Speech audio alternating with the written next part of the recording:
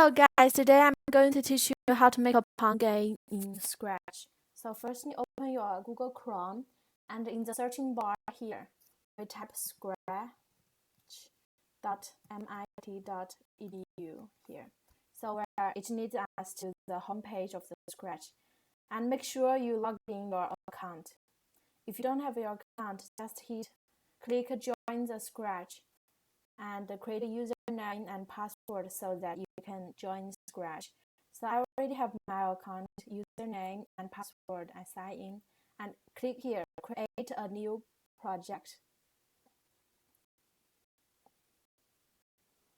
Okay, so today we're going to make a Pong game. Here is how the Pong game looks like when it's finished. Here. So we use W and S, two keys to control the yellow bar. And another person, your partner, can choose another bar next to the red bar. Use up and down arrow to control it. Like you hit the baseball to the opposite way. So that's how it will look like. Today we create a new project. And we choose, firstly, we need 3 elements in this game, like the baseball and the red bar and the yellow bar. So we don't really need the cat. Let's say choose a sprite. Choose a sprite. Let's just choose the baseball. Also, you can use the basketball or just the balloon. It's okay too. And we are going to paint 2 board that hits the ball. We don't really need the outline. If we use the outline and we choose the red corner, it will turn out like this. We don't need the outline, so we can reduce the outline to value to 0. And let's make it adjust its size. Okay. And we are going to paint another board. Let's make the corner yellow and click here to draw a rectangle. Try to make 2 boards the same size. Okay. And then we're going to choose a backdrop. Let's just choose the baseball backdrop and adjust to 2 sides of the baseball field. And then we're going to begin coding the baseball. We usually click the green flag to start the game. So in the events, there is a block called when the green flag clicked. That's basically it makes you click the green flag. So all the code after this block will be running. So first of all, we need to make the ball move around, like move into random places. So we go to the motions and choose here point in direction. How many degrees? We can choose we can change the degrees into 45 degrees. And let's go to the control section. We're going to use the forever loop because the ball will keep on running forever and keep on running to random places and move 10 steps. Let's see what will happen right now after the 2 lines of code. Okay. We will see that the ball just bounces out of the border and we cannot see the ball anyway. So we are going to choose this in the motion here, if from edge, then we bounce. Let's see what will happen. So we can see the ball will bounce if it hits the edge. Okay. But now we can see in this game we have two bars to record the red bar and the yellow bar, the scores of both of them. So we need something to indicate us the baseball hit the red bar or yellow bar. So we are going to use the controller, use the if-then loop in the controller section. There is a sensing part. We can see that if the baseball touching the sprite 1, there is three sprite in this game.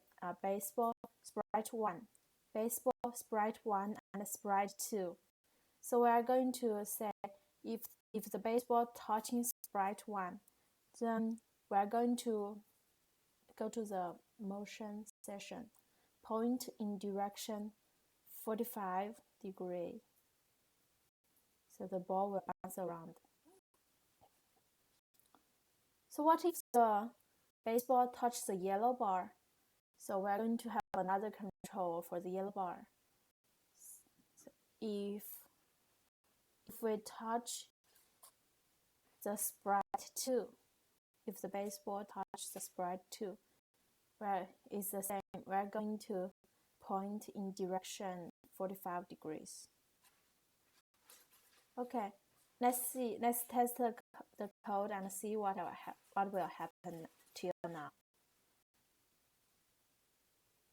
Okay, so we can see that when the baseball touching two bars, it will bounce around, will not stay there.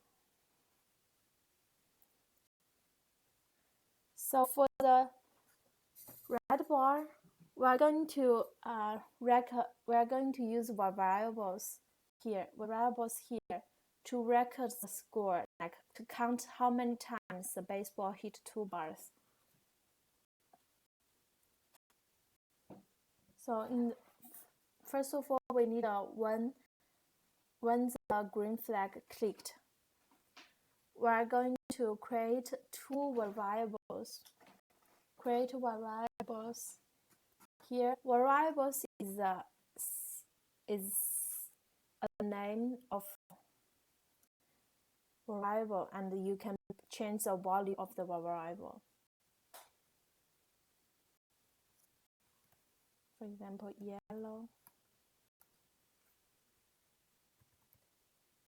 yellow score.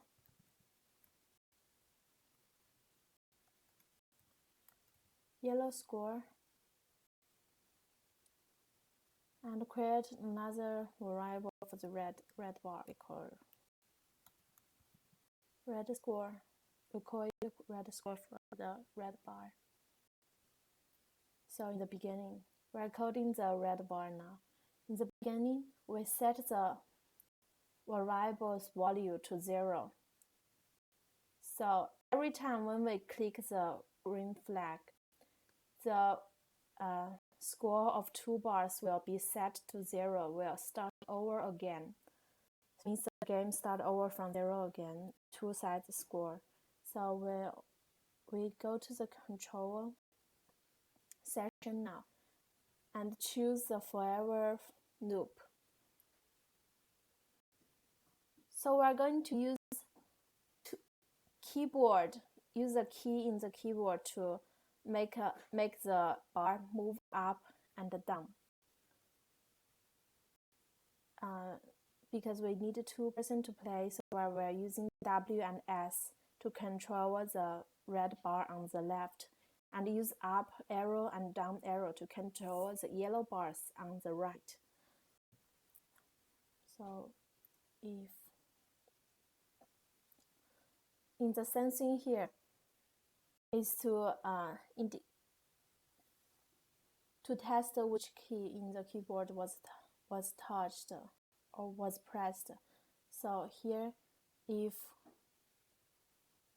there's many or the key on the keyboard you can find in this list. So if W pressed, then in the motion section, then we are going to change Y's value by 10. So it means the Y value, and it will make the red bar move up by 10 units. By 10 units means make it move vertically up.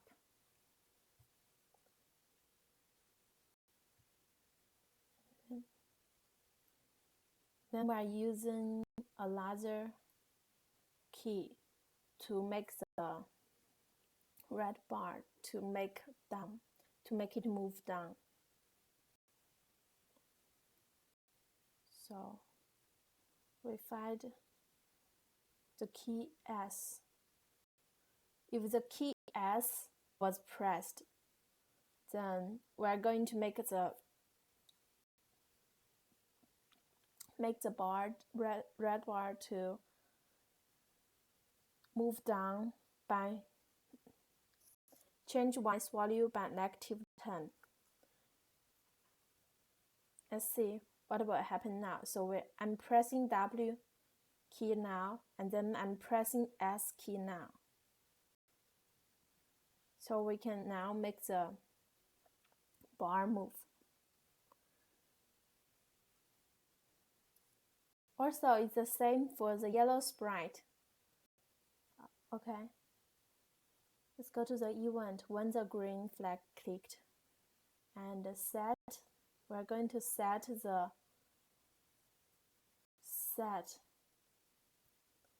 yellow score to 10 in the forever loop, and then we need 2 if-then controller to control the bars move up and down. In the Sensei, if the up arrow pressed, and in the Sensei here, if the down arrow pressed, then we are going to change Y by 10 and change Y by -10. We change the value type -10 here. Okay, let's see what will happen. So I'm pressing W and S to see what will happen now. And then I'm pressing up and down arrow, and we will see the ball was hit around. But now here we have the last part to finish yet. Here the score is still 0 during this game. So we're going to add the score here. Let's go to the control and add another if-then. We can see if the yellow bar touches the baseball, then the yellow score going to add one more score to the yellow score. So you can see if touching the baseball, if the yellow bar touching the baseball, then going to the variables here section here, we're going to change my variable by 1. So we're going to change the yellow score by 1. Let's go to the sprite 1, the red bar part. And let's go to the control, drag if-then here. Sensei.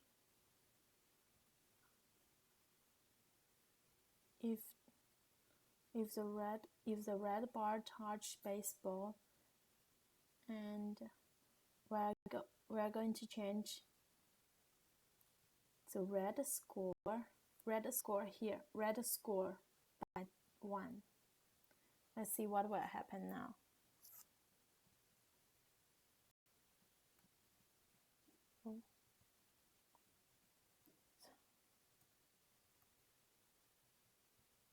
so the ball keeps on touching the yellow bar.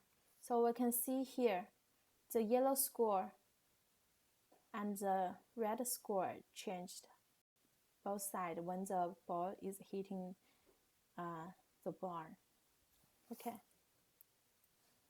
After this, we can name this project like here on the top. Name this project Pong game, and make sure you have logged in your account here. So you can file and save now. So you can save this project. And if you have verified the email that you used to register the account on Scratch, you can see the share button here. So you can share this game. Share this game with others, with your friends and with your classmates like here. So that's all for today. Thank you for watching.